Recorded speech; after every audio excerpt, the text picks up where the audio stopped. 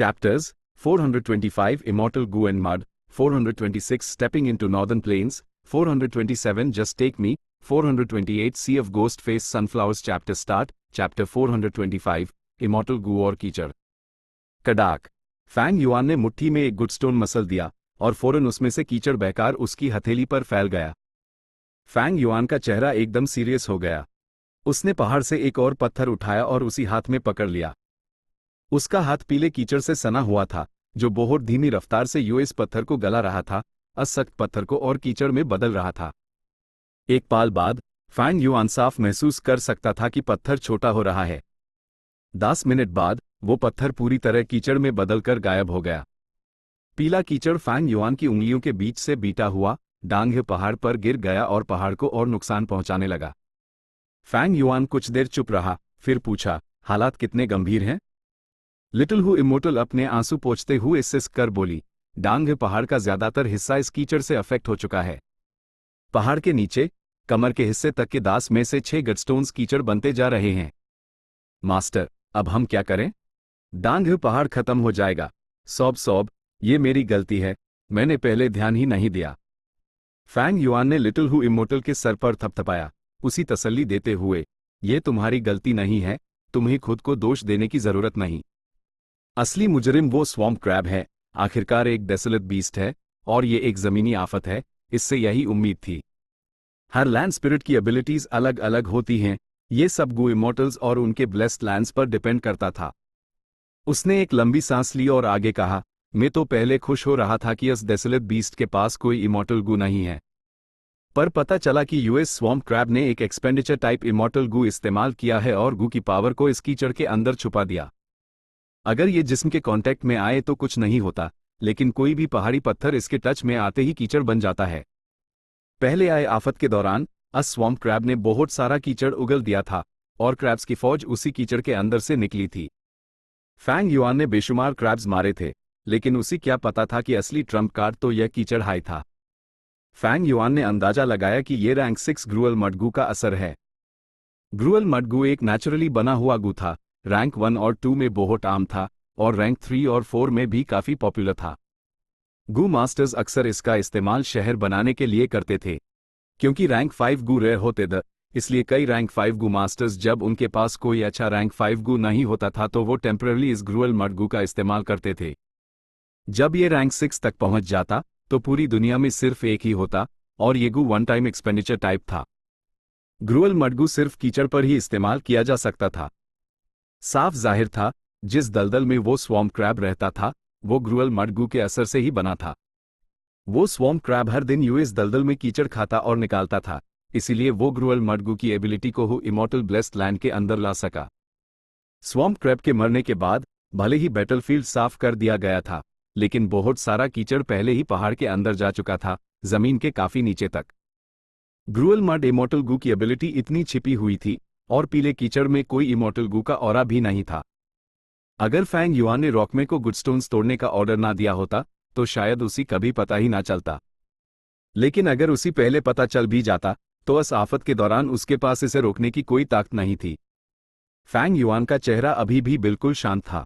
डांग पहाड़ एक इमोर्टल गू से गल रहा था, धीरे धीरे पीले कीचड़ में बदल रहा था। ये एक बहुत बड़ा बुरा सपना था। इस ब्लेस्ड लैंड में आखिरी कीमती चीज ये पहाड़ ही था।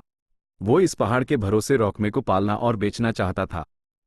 फ्यूचर में उसकी अपनी सोल को मजबूत करने का काम भी इसी पहाड़ पर डिपेंड करता था। वो चुपचाप बैठकर हालात को बिगड़ते हुए नहीं देख सकता था। तुरंत फैंग युआन ने लिटिल हु इमोर्टल को ऑर्डर दिया कि जितना हो सके उतना पीला कीचड़ साफ करे। इस तरह खतरा काफी हद तक धीमा हो गया, लेकिन डांग पहाड़ का अंदरूनी हिस्सा भी गल चुका था। यह तरीका जात से इलाज नहीं कर सकता था। यह ग्रुअल मड इमोर्टल गू की ताकत थी। इसे हटाने के लिए यूएसईवाई एक इमोर्टल गू की ताकत इस्तेमाल करनी पड़ेगी। मैंने इतना बड़ा रिस्क लिया इस पवित्र जमीन को हासिल करने के लिए, ताकि मैं अपनी सोल को मजबूत कर सकूं। जब मैं गू इमोर्टल बन जाऊंगा तब भी यह पहाड़ मेरे लिए बेहद कीमती होगा। मैं इसे बर्बाद नहीं होने दे सकता। आसमान नहीं चाहता कि यह पवित्र जमीन इंसानों के हाथ लगे, इसीलिए उसने ऐसी आफत भेजी, लेकिन मैं आसमान के खिलाफ जाऊंगा। ही इंसानों से टक्कर, आसमान से टक्कर, जिंदगी का असली मजा तो इसी में है, बस इतना ही तो है। फैंग युआन के नॉलेज के हिसाब से वो लाचार या बिना किसी सॉल्यूशन के नहीं था। उसने इसे सॉल्व करने के 10 से ज्यादा तरीके सोचे, उनमें से आधे जो ये संभव थे उन्हें हटाने के बाद, और जो बहुत मुश्किल थी उन्हें निकालने के बाद, उसके पास 3 सॉल्यूशंस बचे। पहला सॉल्यूशन था अर्थ-पाथ का रैंक 6 टर्न रॉक गू। यह गू वेस्टर्न डेजर्ट में था, रैंक 6 गू इमॉर्टल सन सीयू के पास। सन सीयू एक राइचस पाथ का गू मास्टर था। वो इस गू का इस्तेमाल रेत को पत्थरों में बदलने के लिए करता था ताकि लोग डेजर्ट में इमारतें बना सकें। वो लोगों में बहुत पॉपुलर था और उसी लोगों से बहुत इज्जत मिलती थी। वो दिल का अच्छा था लेकिन इरादों का पक्का नहीं। वो अपने परिवार से बहुत प्यार करता था और अपनी पोती पर जान छिड़कता था। अगर फैंग युआन यूएसईवाई हॉस्टेज बना ले तो वो जरूर मान जाएगा। दूसरा सॉल्यूशन एक और अर्थ पाथ का रैंक 6 इमॉर्टल गू था, जिसका नाम था रीबिल्डिंग माउंट डोंगशान। ये गू पहले हाई रिफाइन हो चुका था। यह ईस्टर्न सी के हैशी ब्लेस्ड लैंड में छिपा हुआ था। फैंग युआन इस ब्लेस्ड लैंड में घुसकर एक इमॉर्टल गू के बदले इस गू को एक्सचेंज कर सकता था। तीसरा था टाइम पाथ का rank 6 immortal Gu, a mountain like before. ये गू अभी अस्तित्व में नहीं था, यह नेचुरली नहीं बना था। इसका मालिक ताई बायून शेंग था, जो इस वक्त नॉर्दर्न प्लेन्स में एक रैंक 5 गू मास्टर था।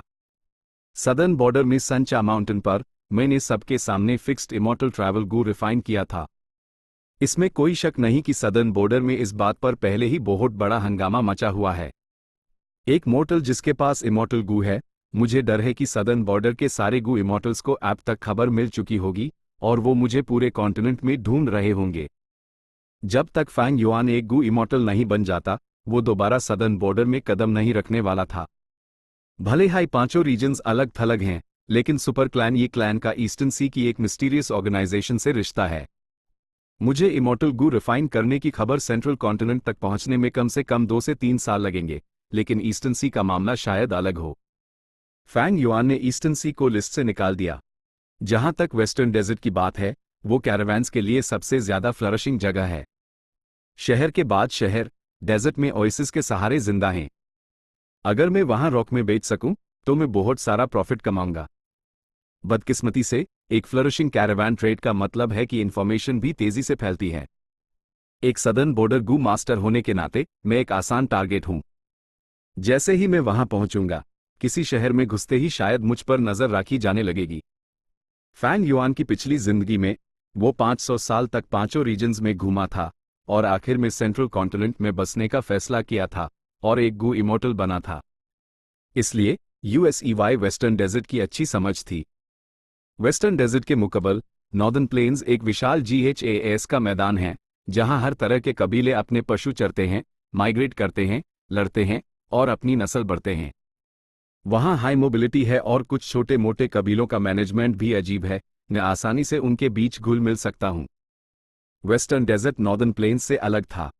वेस्टर्न डेजर्ट में इंसान जीने के लिए ओएसिस पर निर्भर थे, इसीलिए लोग हमेशा एक साथ जमा रहते थे। जब तक ओएसिस सलामत रहता, कोई भी अपने लिए मुश्किल पैदा करके एक खतरनाक और थका देने वाला डेजर्ट का सफर तय करके दूसरी जगह नहीं जाता था। लेकिन नॉर्दर्न प्लेन्स में कबीलों को अक्सर घूमना पड़ता था, नए और उपजाऊ जमीन की तलाश में। वहां का मौसम हमेशा बदलता रहता है। तेज मौसम की मारे एक ही रात में घर तबाह कर सकती है। कबीलों के पास हिलने के अलावा कोई चारा नहीं होता। इस वजह से कबीलों के बीच हाई मोबिलिटी के कारण झगड़े भी अक्सर होते रहते हैं और लड़ाइयां आम बात हैं। इसलिए नॉर्दर्न प्लेन्स में गू मास्टर्स की संख्या सबसे ज्यादा है और वो पांचों रीजन्स में लड़ने में सबसे माहिर भी हैं। अगर फैंग युआन वेस्टर्न डेजर्ट चुनता तो एक हॉस्टेज को किडनैप करके एक गू इमॉर्टल को धमकाना वेस्टर्न डेजर्ट की स्टेबिलिटी पर एक बड़ा और लंबा असर डालता। लेकिन अगर वो नॉर्दर्न प्लेन्स चुनता तो भले ही वो रैंक 5 गू मास्टर ताई बायून शेंग को मार भी देता, तो ये बस एक हल्की फुल्की सनसनी होती। कुछ महीनों में लोग उसी भूल जाते। फैंग युआन ने अच्छी तरह सोचा और फैसला किया कि नॉर्दर्न प्लेन्स का केओटिक माहौल उसके काम के लिए सबसे ज्यादा सूटेबल है। वेस्टर्न डेजर्ट का सुन सीयू पहले से हाई एक गू इमॉर्टल था, जबकि नॉर्दर्न प्लेन्स का ताई बायून शेंग अभी भी एक रैंक 5 पीक स्टेज पर था। अपनी मंजिल तय करने के बाद फैंग युआन ने गहराई से सोचना शुरू किया। अपनी यादों में मौजूद सारी जरूरी इंफॉर्मेशन को इकट्ठा करके नॉर्दर्न प्लेन्स के लिए अपने प्लान्स को ऑर्गेनाइज करने लगा। प्लान्स कभी बदलाव के साथ नहीं चल पाते। पुनर्जन्म के बाद से उसके प्लान्स लगातार बदल रहे थे। पहली बार किंग माओ माउंटेन पर हुआ जब वो रैंक एप्टीट्यूड का बना, ये एक बहुत बड़ी ब्रेक थ्रू थी और इसने एक बड़ा बदलाव लाया। सैनचा माउंटेन दूसरा बदलाव था, जहां फैंग युआन एक ही झटके में आसमान छू गया, जिससे उसके सारे प्लान्स बेकार हो गए। भले हाईटियन माउंटेन की बड़ी लड़ाई में अभी भी फायदेमंद, लेकिन वो अब सदर्न बॉर्डर में नहीं रह सकता था। और सेंट्रल कॉन्टिनेंट की बात करें तो वो और भी बुरा होता। वो एक मोर्टल था, दास राइचस सेक्ट्स, पूरा इमॉर्टल क्रेन सेक्ट और टीएनटी माउंटेन के सारे डिमोनिक गू इमॉर्टल्स पर नजर रखे हुए थे। जब तक वो गू इमॉर्टल रेल्म तक नहीं पहुंच जाता, यूएसईवाई ब्लेस्ड लैंड के अंदर ही रहना पड़ेगा, बाहर नहीं निकल सकता था। उसने ऐसा करने का प्लान भी बनाया था, हु इमॉर्टल ब्लेस्ड लैंड के अंदर अपनी ताकत बढ़ाना।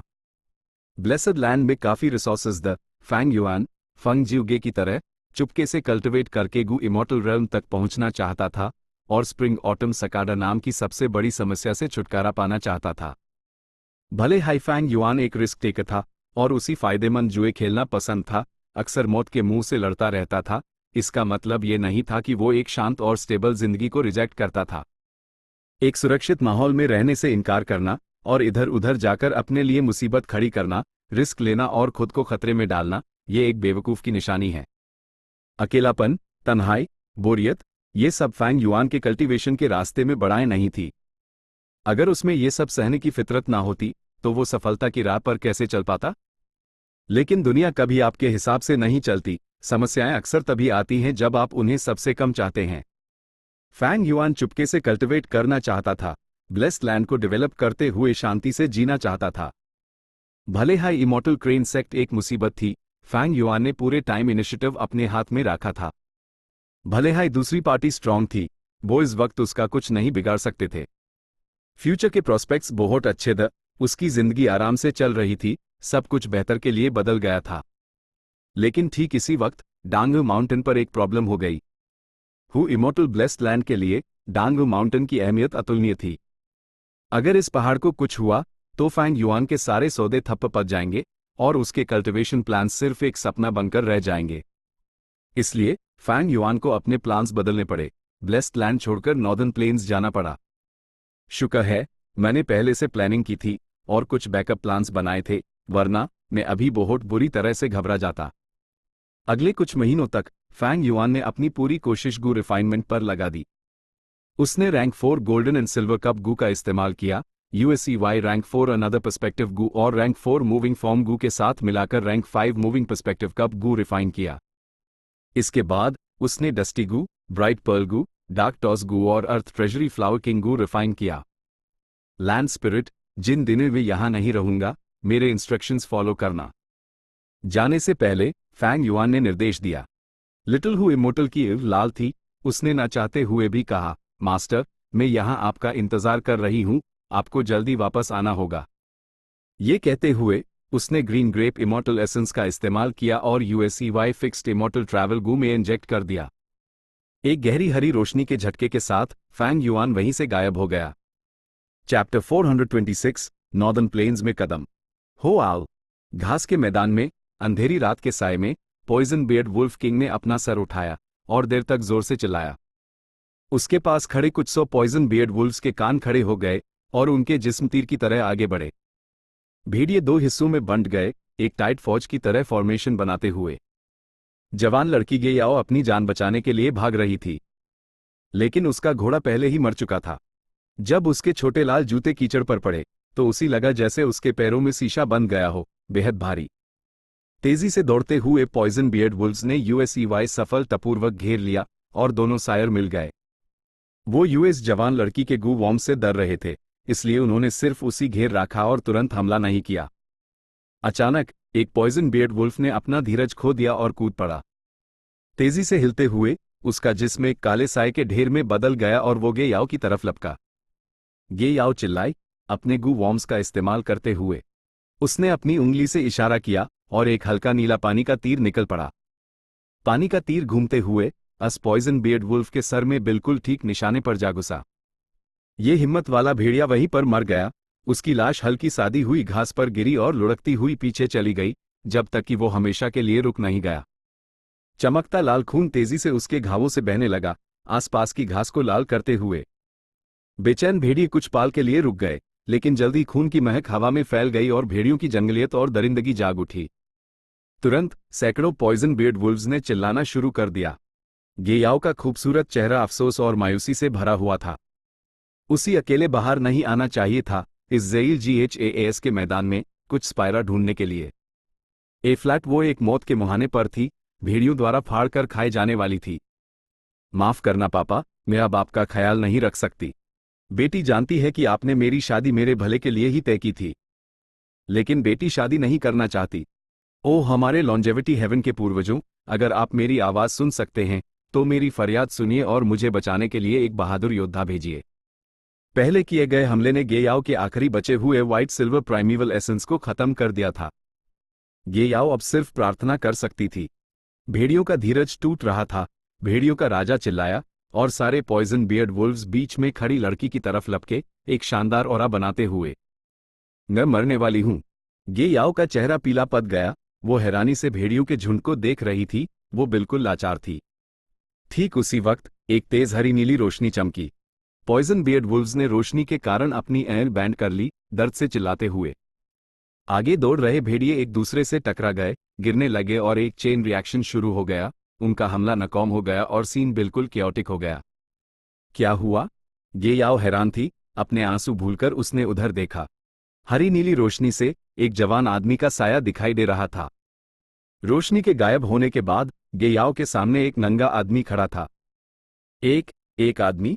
गेयाओ की उड़ फटी की फटी रह गई। उसका मुंह ओ शेप का बन गया।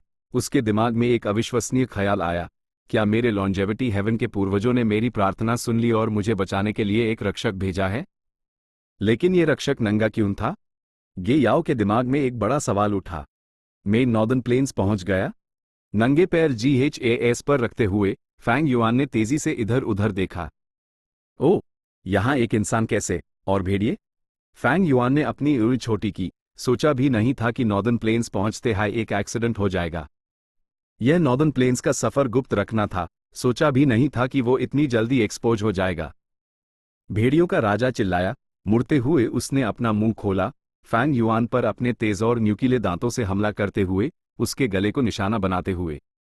HMPH, बस 100 जानवरों का राजा। फैंग युआन की ईद में ठंडी रोशनी चमकी और एक सुनहरा ड्रैगन उसके सामने आ गया। रैंक 4 गोल्डन ड्रैगन गू रॉ। 4 पंजों वाला सुनहरा ड्रैगन दहाड़ा। अपने पंजे लहराते हुए वो पॉइजन बियर्ड वुल्फ किंग की तरफ उड़ा और उससे टकरा गया। इस 100 जानवरों के राजा का जिस्म पूरी तरह चकनाचूर हो गया। उसकी सारी हड्डियां टूट गई और वो एक चीथड़े की तरह दूर जा गिरा। जमीन पर गिरने के बाद उसने छटपटाया, लेकिन उठ नहीं सका। फैंग युआन ने हल्का सा गुस्सा दिखाया और एक और गोल्डन ड्रैगन का इस्तेमाल करके अस वुल्फ किंग को खत्म कर दिया।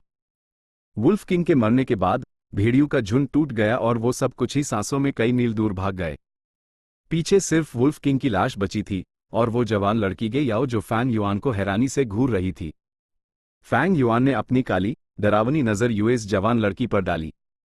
जवान लड़की ने एक लेदर का रोब पहना हुआ था जो सिर्फ नॉर्दर्न प्लेन्स में मिलता था। रोब नीला और सफ़ेद था। किनारों पर सुनहरी बॉर्डर थी जो उसकी शान और पवित्रता दिखा रहा था।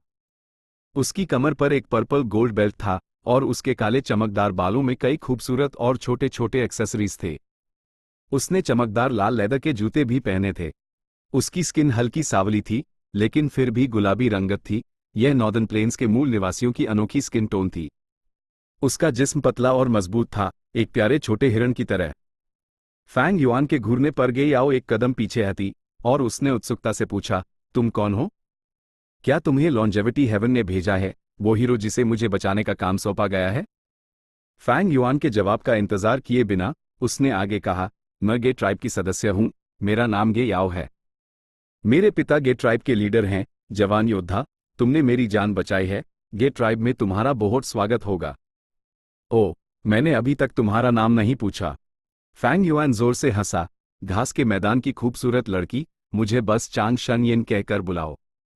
लॉन्जेविटी हेवन तो जायंट सन इमॉर्टल वेनरेबल के रहने की जगह है। मैं वहां से कैसे आ सकता हूं? मैं तो बस एक मामूली गू मास्टर हूं। ये कहते हुए उसने अपने अपचे से एक शराब का कप निकला। इस कप का ऊपरी हिस्सा सोने का था, नीचे का चांदी का। यह रैंक 5 का था और स्टोरेज के लिए इस्तेमाल होता था। ये वही मूविंग पर्सपेक्टिव कप गू था जो फैंग युआन ने ब्लेस्ड लैंड में रिफाइन किया था। जब फैंग युआन ने यूएस में प्राइमेवल एसेंस इंजेक्ट किया तो उसने एक सेट कपड़े निकले। ये एक सेट काले टाइट फिटिंग लड़ाई के कपड़े पहनने के बाद फैंग युआन से एक मजबूत और बहादुर ऑरा निकल रहा था। इस पूरे प्रोसेस के दौरान गे याओ उसी लगातार देखती रही, उसका दिल जोरों से धड़क रहा था और उसका चेहरा लाल हो गया था। घास के मैदान की जवान लड़कियां अपनी फीलिंग्स को लेकर इतनी ही खुली होती थी। जब फैंग युआन ने अपने कपड़े पहन लिए तो वो पॉइजन बियर्ड वुल्फ किंग की लाश की तरफ चला। Poison beard wolves northern plains में आमतौर पर देखे जाते थे, लेकिन दूसरे भेड़ियों से अलग उनके जिस्म पर एक भी बाल नहीं था, बल्कि उनका जिस्म काला था और उनकी स्किन ऐसी लगती थी जैसे यूएस पर इनामल की एक परत चढ़ी हो। उनके कान नहीं थे, बस 2 लंबी मूछें थी जो 5 इंच लंबी थी। जब वो दौड़ते थे तो उनकी मूंछाएं हवा के साथ उनके जिस्म के पास लहराती थी। जब वो लड़ते थे तो मूंछाएं सीधी खड़ी हो जाती थी। फैंग युआन ने तलाशी ली लेकिन उसी कुछ नहीं मिला। यह पॉइजन बियर्ड वुल्फ्स और जानवरों का राजा था। उसके अंदर रैंक 2 के गू वॉर्म्स थे। इस भेड़िए पर डू rank 2 Gu worms the acid Gu और poison needle Gu. Acid Gu यूएसईवाई अपने मुंह से हरा एसिड फेंकने की ताकत देता था जो मांस या यहां तक कि लोहा और पत्थर भी गला सकता था। पॉइजन नीडल गू जहरील सुई फेंकता था। ये एक ऑफेंसिव टेक्निक थी, लेकिन बदकिस्मती से फैंग युआन को इन दोनों गू के सिर्फ टुकड़े ही मिले। इस वुल्फ किंग पर कोई डिफेंसिव गू नहीं था। इसमें कोई हैरानी नहीं कि वो फैंग युआन द्वारा इतनी आसानी से मारा गया। आमतौर पर जानवरों के राजाओं के अंदर एंस्लेवमेंट गू हो सकता था। मिसाल के तौर पर एक कुत्ते के राजा पर डॉग एंस्लेवमेंट गू हो सकता था, एक भेड़िए के राजा पर वुल्फ एंस्लेवमेंट गू हो सकता था। भले ही वो रैंक 2 का वुल्फ एंस्लेवमेंट गू होता, फैंग युआन को अभी उसकी जरूरत थी। जब फैंग युआन भेड़िए की लाश की तलाशी ले रहा था, गे याओ उसके पास आए। चांग शनयिन, तुम्हारा नाम जाना पहचाना सा लग रहा है। क्या तुम चांग ट्राइब के सदस्य हो? लेकिन तुम्हारे कपड़े देखकर तुम एक बरी लगते हो। क्या तुम ईस्टर्न सी से हो, सेंट्रल कॉन्टिनेंट या वेस्टर्न डेजर्ट? फैंग युआन खड़ा हुआ, मैं नॉर्दर्न प्लेन्स से हूं।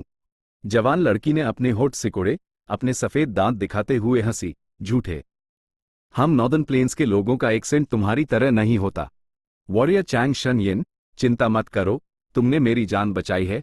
तुम गे ट्राइब के हितकारी हो, हम तुम्हें अलग नहीं करेंगे। चाहे वो सेंट्रल कॉन्टिनेंट हो, सदर्न बॉर्डर हो या नॉर्दर्न प्लेन्स, जब तक कोई बहरी होता है उसी अलग थलग किया जाता था। फैंग युआन के जवाब का इंतजार किए बिना वो चुलबुली लड़की ने फैंग युआन के कंधे पर लगे फिक्स्ड इमॉर्टल ट्रैवल गू की तरफ इशारा करते हुए पूछा, वॉरियर चांग शनयिन, तुम्हारे कंधे पर ये गू बहुत खूबसूरत है। ये कौन सा गू है? क्या तुम ये गू साथ लाए हो? फैंग युआन की नजर तीखी हो गई। उसने यूएस जवान लड़की के एक्सप्रेशंस को देखा। वो एक्टिंग या दिखावा नहीं कर रही थी, उसी सच में कम नॉलेज थी। वो इस फिक्स्ड इमॉर्टल ट्रैवल गू को नहीं जानती थी। इससे फैंग युआन को थोड़ी राहत मिली।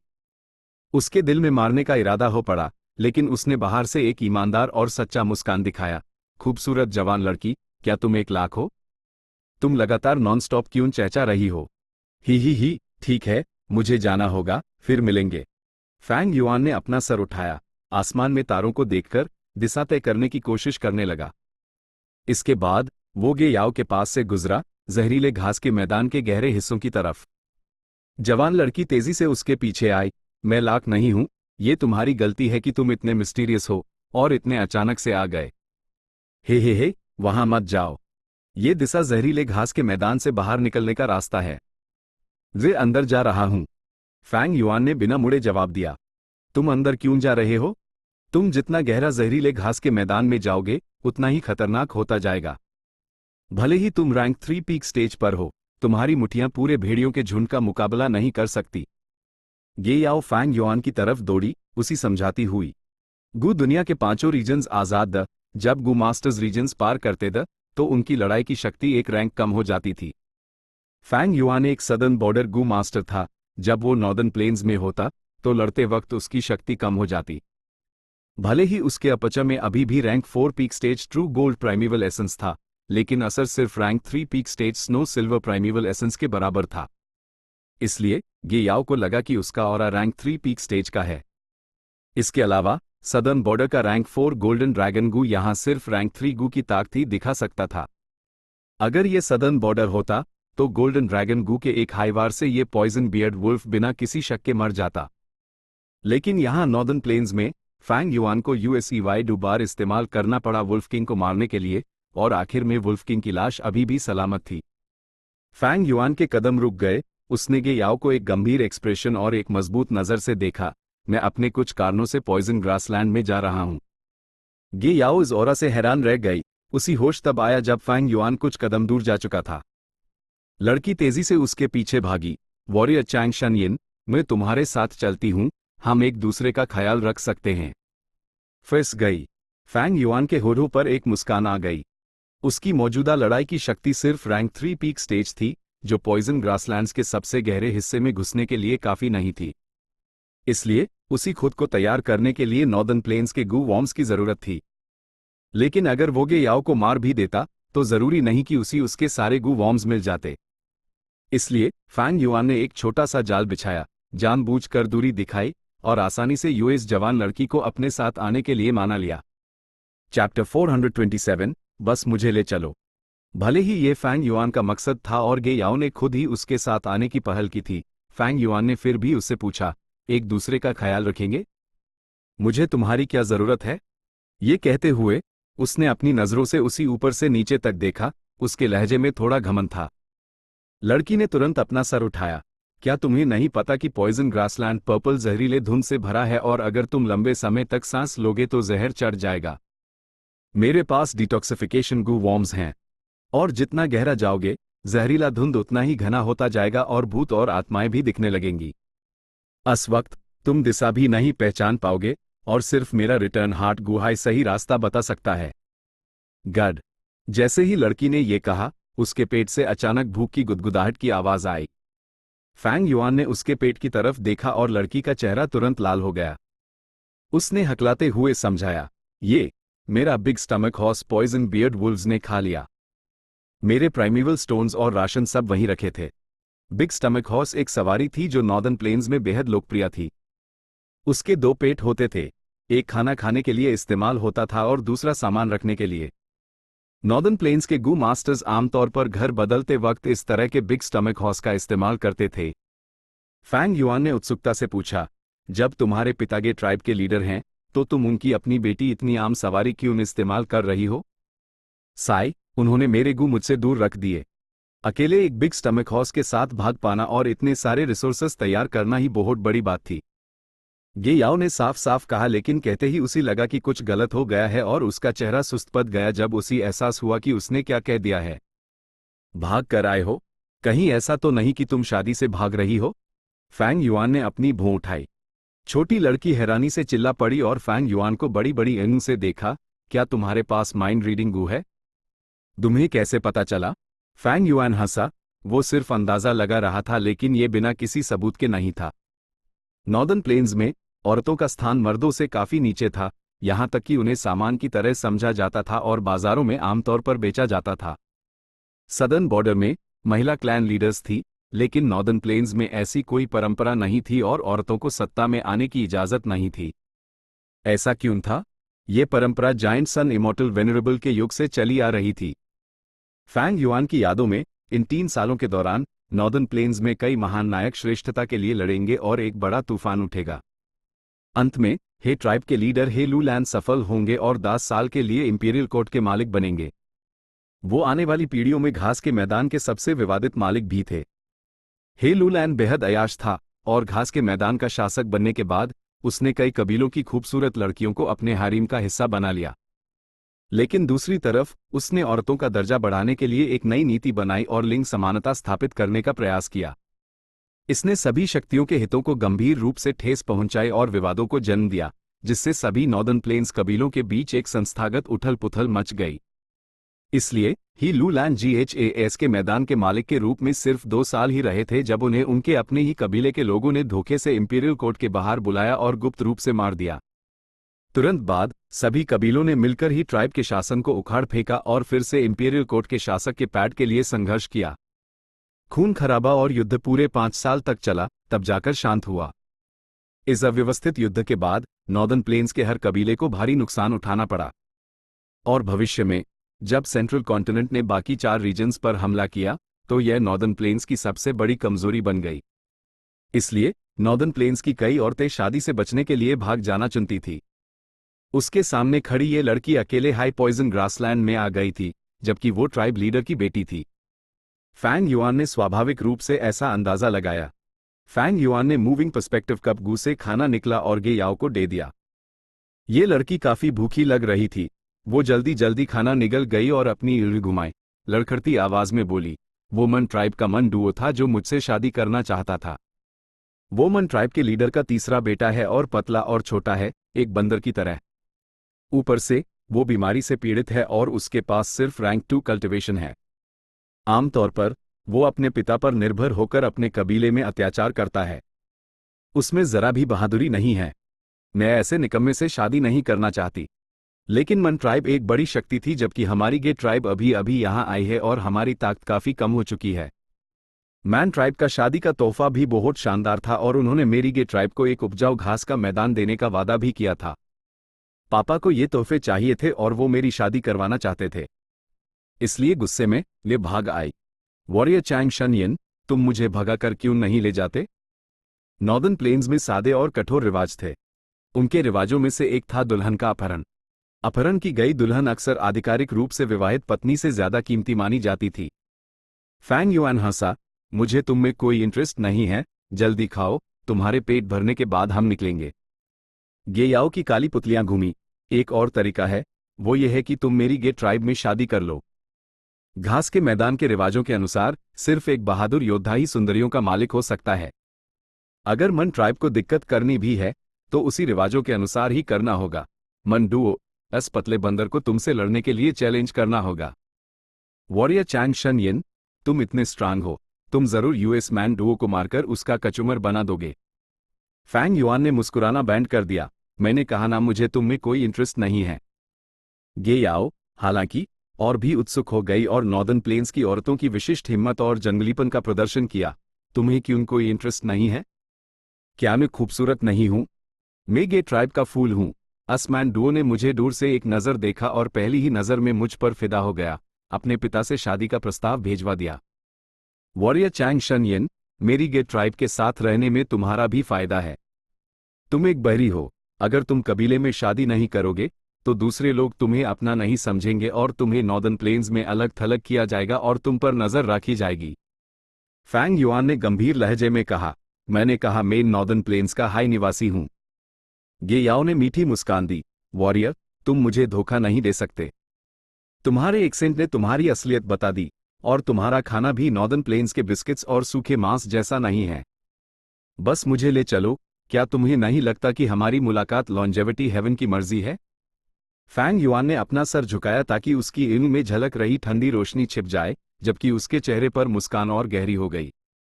मुझे थोड़ा सोचने दो, इतनी जल्दी फैसला मत करो, फैंग युआन ने कहा और गे याओ को कुछ प्राइमिवल स्टोन्स दिए। गे याओ ने सिर हिलाया, तुम्हें इसके बारे में ठीक से सोचना होगा। ठीक से। उसने प्राइमिवल स्टोन्स लिए और सावधानी भरे लहजे में कहा, मैं ये प्राइमिवल स्टोन्स तुम्हें भविष्य में लौटा दूंगी। फैंग युआन ने सिर हिला दिया।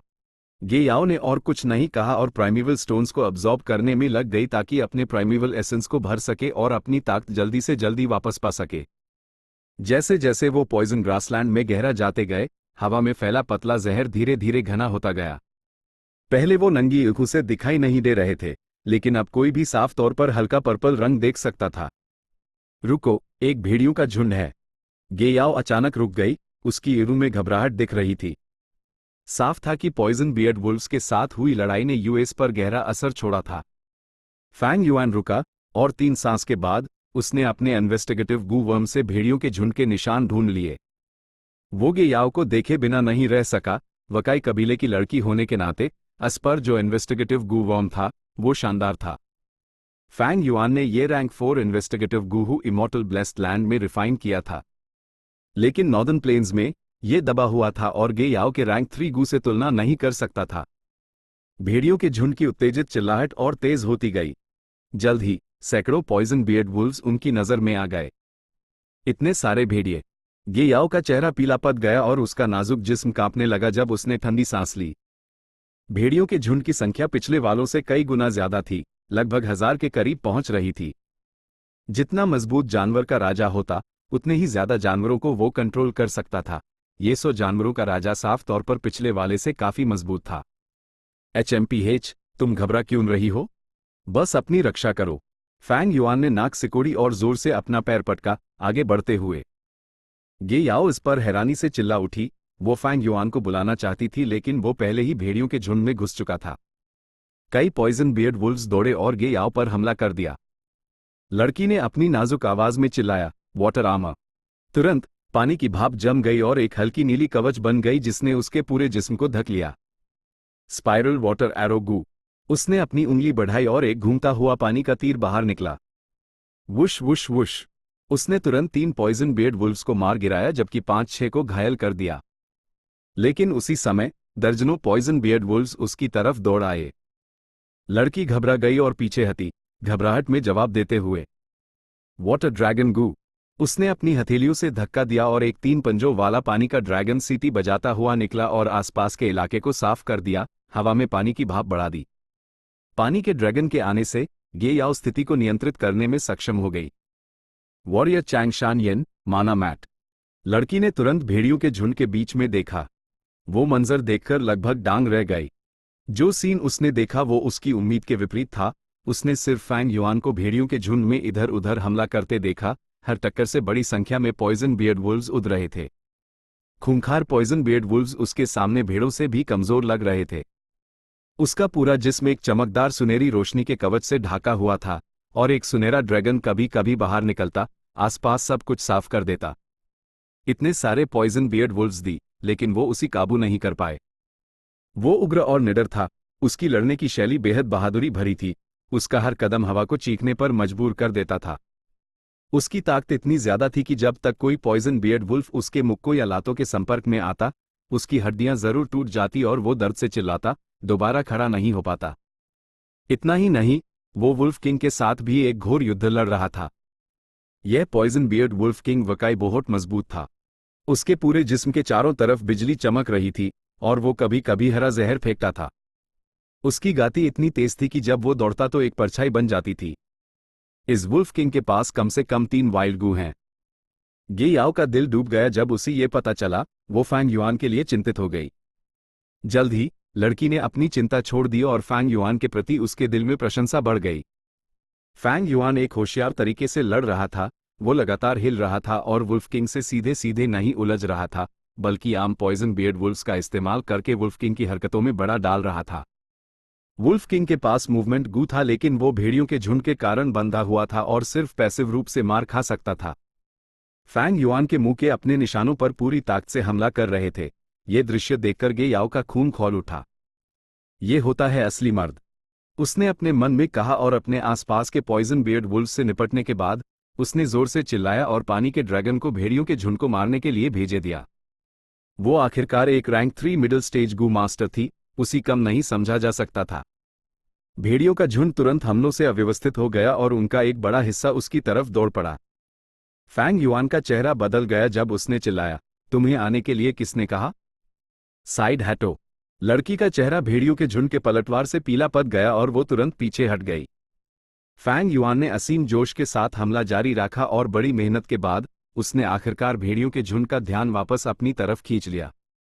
कुछ देर बाद उसने अचानक एक बीस्ट फैंटम एक्टिवेट किया और वुल्फ किंग के डिफेंस को तोड़ दिया। इस मौके का फायदा उठाते हुए वो वुल्फ किंग के करीब गया और उसके खोपड़ी को जमीन पर दबा दिया, फिर उसने बेरहमी से उसी कुचल दिया। ये एक क्रूर दृश्य था। यह वुल्फ किंग जो 1000 जानवरों का राजा बनने के कागार पर था, फैंग युआन द्वारा मारकर मार डाला गया। चैप्टर 428, भूतनी चेहरे वाले सूरजमुखियों का समंदर। वुल्फ किंग की मौत के साथ ही भेड़ियों के झुंड का हौसला टूट गया और वो सब इधर उधर भागने लगे। एक घमासान युद्ध इतनी अचानक खत्म हो गया। तुम्हें चोट लगी? गे याओ दौड़ती हुई आई और चिंता भरी नजरों से देखा। कुछ नहीं हुआ। फैंग युआन के GHAAV देखने में भयानक लग रहे थे लेकिन सब उसके कंट्रोल में था। उसने उसी जगह सेल्फ रिलायंस गू एक्टिवेट किया, घाव भरने और ठीक होने लगे। सेल्फ रिलायंस गू एक रैंक 3 गू था लेकिन नॉर्दर्न प्लेन्स में सिर्फ रैंक 2 का असर दिखा सकता था। फैंग युआन के GHAAV थोड़े ठीक होने के बाद इसका असर तुरंत कमजोर पड़ गया। वॉरियर चैंग शन येन, मैं तुम्हारा इलाज करती हूं। गे याओ ने अपना हाथ हिलाया और पानी की भाप उठी। फैंग युआन के ऊपर एक हरे नीले बादल की शक्ल ले ली। बादल से हल्की बारिश होने लगी और फैंग युआन के जिस्म पर पड़ने लगी, उसके घावों को भरने लगी। यह स्प्रिंग रेन गू है। फैंग युआन ने अपनी भुएं सिकोड़ी। इस गू का हीलिंग रेंज बहुत बड़ा है, सिर्फ मुझ पर इस्तेमाल करना बर्बादी नहीं है। इसे बैंड करो। ये कहने के बाद उसने गोल्डन ब्रीज गू एक्टिवेट किया। ये गू टाइम यूबाई से मिला था और रैंक 4 का हीलिंग गू था, लेकिन अब यह सिर्फ रैंक 3 की कार्यक्षमता दिखा रहा था। हालांकि ये अभी भी एक टॉप क्वालिटी गू था। गे याओ ने फैंग युआन के पास एक सुनहरा बवांदार बनते देखा। जब वो उसके चारों तरफ कई बार घुमा तो उसके सारे घाव गायब हो गए। ये कौन सा गू है? लड़की ने उत्सुकता से पूछा। फैंग युआन ने जवाब नहीं दिया, लेकिन मुड़कर झुक गया, वुल्फ किंग की लाश को ध्यान से तलाशने लगा। गे याओ उसके पीछे पीछे आए और उसकी तरफ देखने के लिए झुकी, प्रशंसा करते हुए बोली, वॉरियर चैंग शनयिन, तुम एक असली एक्सपर्ट हो। पापा हमेशा कहते हैं कि सिर्फ अपनी कल्टीवेशन पर भरोसा करके लड़ाई में जाना बेवकूफ़ी है। मैंने तुम्हें भेड़ियों के झुंड में घुसते देखा, वो इतनी खतरनाक स्थिति थी, लेकिन तुम इतनी कुशलता से घूम रहे थे जैसे ये कोई आम काम हो। मैं आखिरकार समझ गई कि पापा जो कहते थे वो सच था। फैंग युआन ने नाक सिकोड़ी और खड़ा हो गया। अपने 500 साल के युद्ध अनुभव के साथ उसके लिए ये करना काफी आसान था। अगर रीजन की पाबंदी ना होती तो यूएससीवाई इस मामूली भेड़ियों के झुंड से निपटने में इतना समय क्यों लगता? तलाशी के बाद उसी पता चला कि वुल्फ किंग के पास 3 वाइल्ड गूदा, लेकिन वो सब मर चुके थे। लूट ना मिलने से फैंग युआन का चेहरा बिगड़ गया।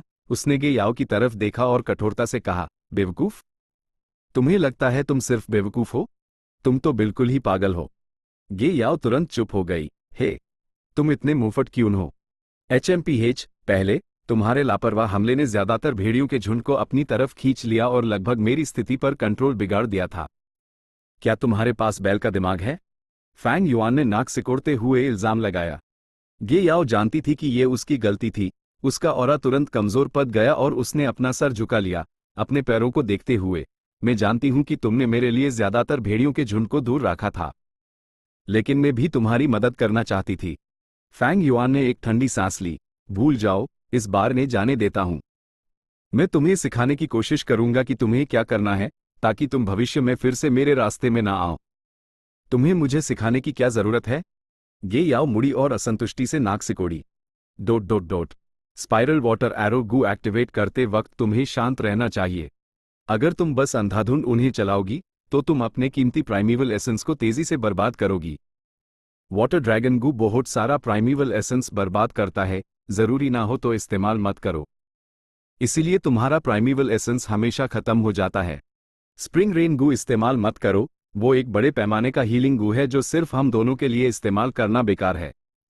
जैसे जैसे वो आगे बढ़ते गए, फैंग युआन ने गे याओ को कई टिप्स दिए। लड़की के पहले के शब्द बस गुस्से में कहे गए थे। हालांकि यूएस में एक यंग मिसी का स्वभाव था, ये मामला उसके लिए गहराई से जुदा हुआ था, इसलिए उसने ईमानदारी से सुझावों को सुना और ज्ञान को ग्रहण किया, तेजी से सुधरते हुए। दोनों पॉइजन ग्रासलैंड में आगे बढ़ते रहे और कई बार भेड़ियों के झुंड से टकराए, और गे याओ का प्रदर्शन भी हर बार बेहतर होता गया।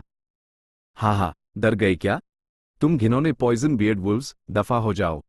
एक पॉइजन बियर्ड वुल्फ झुंड को फिर से खदेड़ने के बाद गे याओ अपने हाथ कमर पर रखकर गर्व से बोली, सच में एक मासूम लड़की।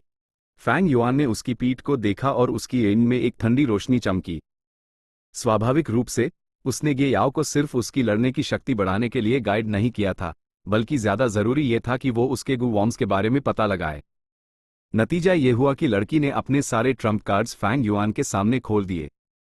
गे याओ एक वाटर पाथ गू मास्टर थी जिसके पास रैंक 3 मिडिल स्टेज कल्टिवेशन थी। रैंक 3 फॉग स्पैरो गू इन्वेस्टिगेटिव गू के रूप में, 3 क्लो वाटर ड्रैगन गू और स्पाइरल वाटर एरो गू हमले के लिए, वाटर आर्मर गू बचाव के लिए, वाटर ट्रेस गू मूवमेंट के लिए, और स्प्रिंग रेन गू हीलिंग के लिए। उसके पास कोई स्टोरेज गू नहीं था जो बिग स्टमक हॉर्स वो इसके बदले इस्तेमाल करती थी, वो पहले ही भेड़ियों के झुंड के पंजों से मर चुका था। इनके अलावा उसके पास डिटॉक्सिफिकेशन के लिए क्लींजिंग गू और दिशा पहचानने के लिए रिटर्न हार्ट गू भी था। यह गू वॉर्म्स का सेट उसकी पहचान के हिसाब से बिल्कुल आदर्श था। फॉग स्पैरो गू रैंक 3 में एक बहुत कीमती इन्वेस्टिगेटिव गू था जो कोहरे को चिड़ियों में बदल सकता था, जो इलाके की जानकारी के लिए उठ सकती थी, और इसका रंगे भी बहुत बड़ा था। उसके हमले और बचाव के गू भी टॉप क्वालिटी के थे। वाटर ट्रेस गू की गति बढ़ाने की क्षमता लगभग कुछ रैंक 4 गू के बराबर थी। एक ही कमी यह थी कि पानी के निशान पैरों के निशान छोड़ देते थे जिन्हें ट्रैक करना आसान था। साथ ही इससे जूते गीले हो जाते थे। इस गू में पलने की क्षमता थी। रैंक 4 पर यह वेव ट्रेस गू बन सकता था जिसका असर और भी मजबूत था। रैंक 5 के लिए इसके दो अलग अलग रिफाइनमेंट दिशाएं थी। एक थी वॉन्डरिंग वेव ट्रेस गू जिसमें तुरंत बच निकलने की क्षमता थी, और दूसरा रिवर वेव ट्रेस गू था जो गू मास्टर को पानी की सतह पर तेजी से दौड़ने देता था। रैंक 6 पर यह बेहद मशहूर वर्ल्डली वेव ट्रेस गू बन जाता। ये सभी गू रैंक 3 में सबसे बेहतरीन थे। फैंग युआन के बारीकियों भरे मार्गदर्शन और भेड़ियों के झुंड के दबाव के साथ इसमें कोई हैरानी नहीं थी कि गे याओ तेजी से सुधर रही थी और उसकी लड़ने की शक्ति कदम दर कदम बढ़ रही थी। वॉरियर चैंग शन यिन, तुम एक ज्ञानी हो। तुम्हारा मार्गदर्शन मेरे कबीले के 3 टॉप एल्डर्स से भी ज्यादा शानदार है।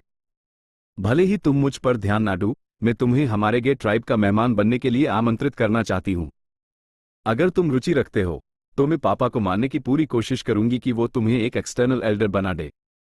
गे याओ मुड़ी और फैंग युआन के पास चली गई और उसी एक सच्चे एक्सप्रेशन के साथ आमंत्रित किया। वो आखिरकार गे ट्राइब की यंग मिसी थी, उसकी दूरदृष्टि असाधारण थी। उसने फैंग युआन की कीमत पहचान ली, ना सिर्फ उसकी बहादुरी बल्कि ज्यादा जरूरी उसकी दूसरों को शिक्षा देने की क्षमता। ये बुद्धि की शक्ति थी। अगर वो कबीले की अगली पीढ़ी को शिक्षा दे तो पूरा कबीला समृद्ध हो सकता है। मैं गे ट्राइब का मेहमान बन सकता हूं, लेकिन मुझे एक्सटर्नल एल्डर बनने में कोई इंटरेस्ट नहीं है। फैंग युआन आगे बढ़ते हुए सिर हिला कर माना कर दिया। गे याओ ने उसी कई बार मनाया, लेकिन फैंग युआन का रवैया अटल था।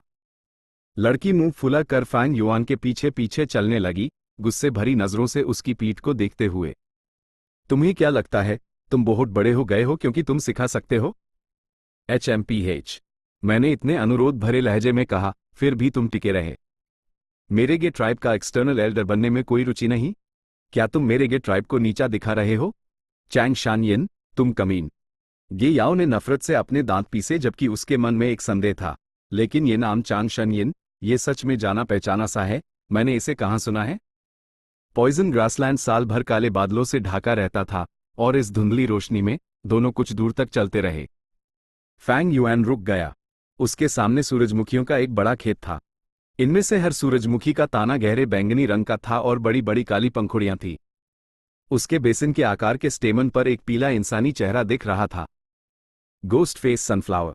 ये नज़ारा देखकर गे याओ ने तुरंत अपनी सांस रोक ली और फैंग युआन की आस्तीन पकड़ ली। बहुत ही धीमी आवाज में फुसफुसाई, यहां जरूर बहुत से लोग मारे होंगे, कई भटकती आत्माओं के साथ, जिसके कारण इतने सारे गोस्ट फेस सनफ्लावर्स यूजी गए हैं। हर गोस्ट फेस सनफ्लावर एक आत्मा है जिसे अन्याय से मारा गया था। चलो इस जगह से घूमकर चलते हैं। इन गोस्ट फेस सनफ्लावर्स में जरूर कई गोस्ट क्राइगू रहते होंगे और हो सकता है गोस्ट फेस गू भी हो। गोस्ट क्राइगू एक रैंक 3 सोल पाथ गू था जो एक दर्द भरी चीख निकाल सकता था जो आत्मा को हिला सकती थी। गोस्ट फेस गू एक रैंक 4 सोल पाथ गू था जो आत्मा पर जबरदस्त प्रभाव डाल सकता था। ये इतना बड़ा गोस्ट फेस सनफ्लावर्स का खेत है, हमें घूमकर जाने में कितना वक्त लगेगा? फैंग युआन ने इस सूरजमुखों के समंदर पर ध्यान केंद्रित किया। उसने चेहरे पर कोई एक्सप्रेशन नहीं दिखाया लेकिन अंदर से वो बहुत खुश था। इससे ये कंफर्म हो गया कि जिस दिशा में वो चल रहा था वो गलत नहीं थी। जब तक वो इस दिशा में चलता रहेगा, उसी 20 साल पहले का वो युद्ध क्षेत्र मिल जाएगा और वहां छोड़े गए गू वॉर्म्स हासिल हो जाएंगे। नॉर्दर्न प्लेन्स सदर्न बॉर्डर से अलग था। सदर्न बॉर्डर में बहुत सारे पहाड़ थे और कोई भी अपनी सामान्य दिशा पहचान सकता था, जबकि नॉर्दर्न प्लेन्स जहां तक नजर जाए घास का मैदान था और खो जाना बहुत आसान था। इसलिए गे याओ अपने साथ रिटर्न हार्ट गू लेकर चलती थी सपोर्ट के लिए। रिटर्न हार्ट गू हमेशा गू मास्टर के दिल में बेस घर की दिशा की तरफ इशारा करता था। हालांकि रिटर्न हार्ट गू सिर्फ दिशा बता सकता था, स्थिति नहीं। अगर फैंग युआन ये सुनिश्चित करना चाहता था कि वो सही रास्ते पर चल रहा है, तो यूएसईवाई इस सूरजमुखों के खेत से गुजरने का जोखिम उठाना पड़ेगा। खुशकिस्मती से वो पहले से ही तैयार था। उसने हल्के से लड़की का हाथ अपनी आस्तीन से हटाया और नीचे बैठ गया। उसने अपनी हथेलियां जमीन पर राखी और फिर अपने अपर्चर में एक गू एक्टिवेट किया। जल्द ही जमीन से हरी झाड़ियां उगने लगी। हरी भरी झाड़ियां धीरे धीरे उठी और पतली घास और पत्तियां एक दूसरे से लिपट गई, धीरे धीरे एक पुतले की शक्ल लेने लगी। Enslavement path, rank 3 grass puppet गू। यह गू वर्म सिर्फ सदर्न बॉर्डर में ही मिलता था। गे याओ हर घास के पुतले को हैरानी से देख रही थी। वो लगातार बढ़ते जा रहे थे और जल्द ही एक झुंड बन गया। ये GHAS के पुतले छोटे और पतले पत्तियां कास कर बुनी हुई थी। उनके एक हाथ में बांस का चाकू और दूसरे में रैटान की ढाल थी। यह रैंक 3 रैटान शेल ग्रास सोल्जर था। पहले जब फैंग युआन ने सैनचा माउंटेन पर एक साथ 7 लोगों से लड़ा था, टाई रुओनन ने ऐसे ही गू का इस्तेमाल किया था। बाद में फैंग युआन ने 3 किंग्स ब्लेस्ड लैंड में जिन लोगों को मारा था, उनमें से एक से ग्रास पपट गू हासिल किया था। ग्रास पपट गू सदर्न बॉर्डर में काफी आम था। रैंक 3 ग्रास पपट गू रैटान शेल ग्रास सोल्जर्स की एक सेना बना सकता था जिसके पास रैंक 1 गू मास्टर्स को मारने की ताकत थी। रैंक 4 ग्रास पपट गू ग्रास स्वॉर्ड एलीट सोल्जर्स बना सकता था जिसके पास और भी मजबूत लड़ने की शक्ति थी। हालांकि नॉर्दर्न प्लेन्स में ग्रास पपट गू को भी पाबंदी का सामना करना पड़ा और उससे बने रैटान शेल ग्रास सोल्जर्स कमजोर थे। लेकिन फैंग युआन ने इन रैटान शेल ग्रास सोल्जर्स को लड़ाई के लिए नहीं बनाया था और उनके बारे में बेफिक्र था। कुछ देर बाद लगभग 1000 रैटान शेल ग्रास सोल्जर्स उसके सामने रास्ता साफ करने लगे। फैंग युआन ने गे याओ का हाथ खींचा और एक और 100 रैटान शेल ग्रास सोल्जर्स के सुरक्षा जी में वो गोस्ट फेस सनफ्लावर्स के समंदर में घुस गए।